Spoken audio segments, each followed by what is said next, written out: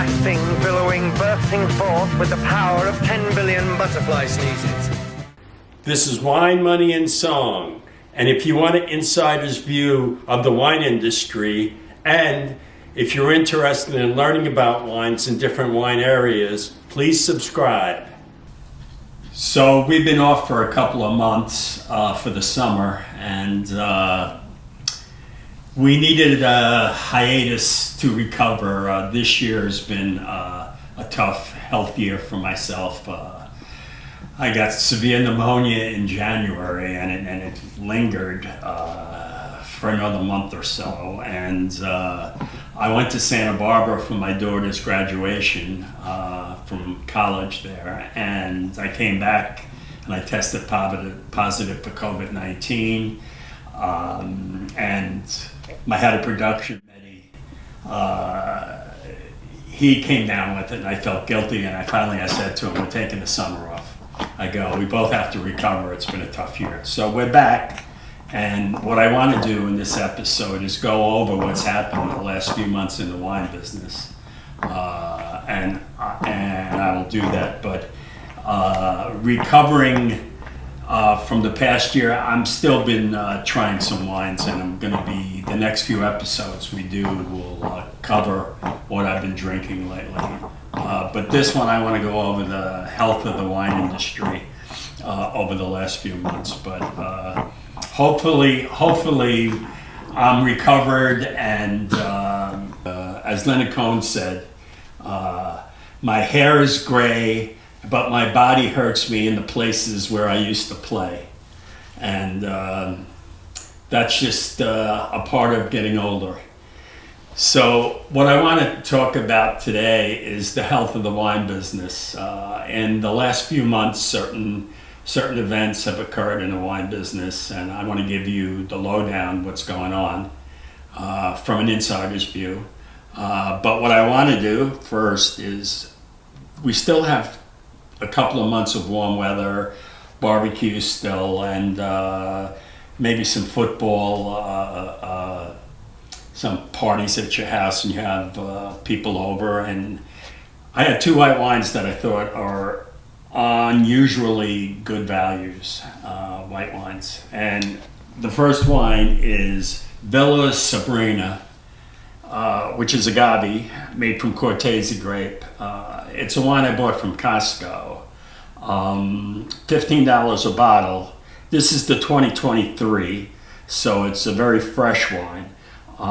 The last vintage, 2022, was $12.49. I don't like the idea in a down wine market that you're raising prices.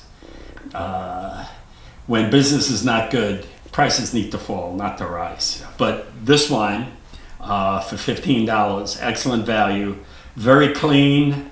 It has a lime quality to it, which makes it very refreshing, and white flowers, very light, very, very drinkable.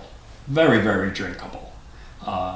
Look for this, and it's available in a large amount of major markets outside of Costco. And the second white wine is a wine from Trader Joe's.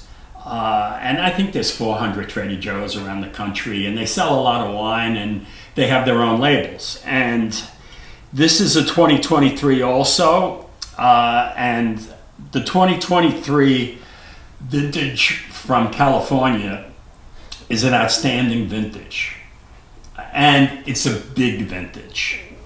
And with the amount of wine they have to sell, there's going to be a lot of oversupply, and this is a chance for consumers to pick up second and third labels of wine where they sell it for $40 a bottle. They sell it off to a guy like Trader Joe's, and they buy 1,000, 2,000 cases, and they give them a great price. And you can pick up a lot of really good values, and look for the 2023s from California. A lot of good juice out there just sitting there looking for labels. And this wine, now I'm not a California Chardonnay nut. I really don't like many California Chardonnays. They're very blowsy, they're overwooded, they're too alcoholic, they're boring, short in acidity. This wine is from the Yountville area in Napa Valley, and Yountville is a tenderloin on Napa Valley, and it's lot 256. I don't know what that means. It's Trader Joe's Reserve Chardonnay, Yountville, Napa Valley. This is $10, okay? $10 for a Napa Valley Yountville Chardonnay. And as I said, I'm not a big fan of California Chardonnays, but this wine, I found it well made. It's a ripeness without being heavy. There's a lushness of fruit, kind of Granny Smith apple, round in your palate, and just delicious and very good, you know. And for $10, it's outstanding. And if you like California Chardonnay, you should go and pick this up. And I'm surprised how well made. But then I said the 2023 in Napa, there's a lot of excess wine, and you're going to be able to find a lot of different labels, whether it's Chardonnay, Cabernet, Merlot, whatever, coming out. Look for these wines, these second and third labels. Because a wine like from Yountville, a Chardonnay, should be $30, $40. You know, that's the average price. So you want value, this is it. Okay, I want to get into the health of the wine business. Things are going from not so good to pretty bad. The first 6 months of the year, shipment numbers, consumption numbers, certain sections of the wine business are going down upper single digits, and auction markets too see a falling of prices, especially in Bordeaux. Why is that? Why do we keep falling? The last several years, I think I want to start with when we had COVID. We had a big spike in demand because people were staying home. They were getting money from the government, and they were buying wine. They had their money, and they were spending it, and they weren't going out spending it, so they were staying home, and they were buying bottles, even cases of wine, and they were drinking a lot more wine. Once COVID went by, and once the money ran out, the government, disposable income has been going down, and fine wine business needs disposable income. So there's less disposable income, and the last several years, consumption's going down, per capita consumption's going down, sales are going down. There's an oversupply of grapes in the world. Vines are being pulled out. I know in Chile, Argentina, in Bordeaux, they're paying people to pull vines out. So let me just reiterate a few things here. And as I said, sales have been going down for several years, and it's keep going. And how can that be reversed? Because the demographics are not good for the wine business. The younger generation is not drinking wine, and they just really need to find a way to reach that demographic and get wine in the hands of younger generations. And they have to start spending money on this and have a plan, and they don't yet, the wine business. I want to mention something about the success or failure of the 2023 futures in Bordeaux this year. You know, I talk about Bordeaux a lot because that's my specialty. In America, it was very lukewarm. What seemed to sell were the top-end wines, the more expensive wines, but the wines under $50 seem to languish. And to me, that's a dangerous sign. You would think that's a good sign, that the more expensive wines sell, but it's not. It's the older people who have money, the diminishing demographic that's disappearing, that's dying off.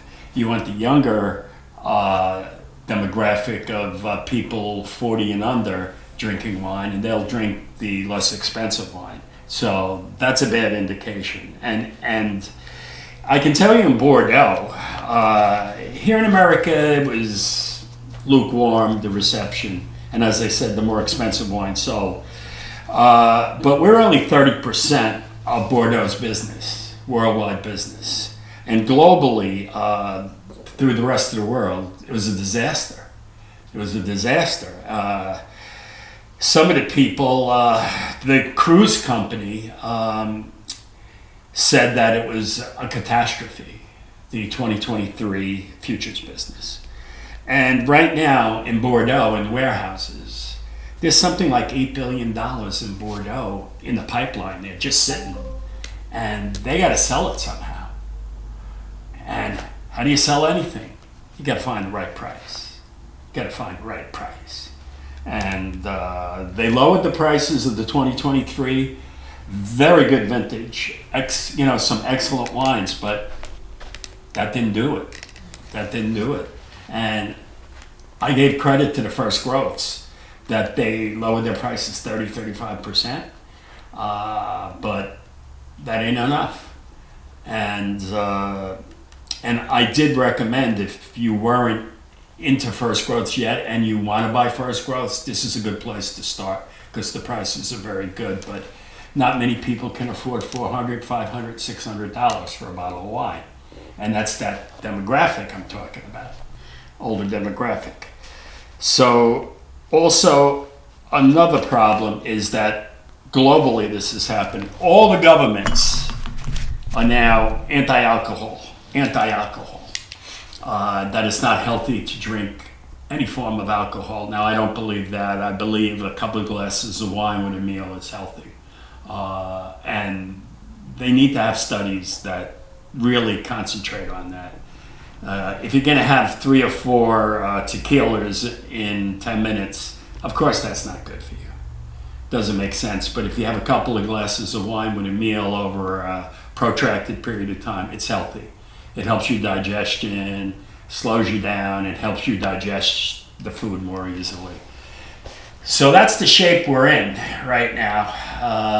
I wish to say that everything was hunky-dory and sales were increasing. And most of my career, over 4 decades in the wine business, things were always growing. And this is such a shock to me that the wine business is really going down and it keeps going down. And we're going to find a way to reverse it.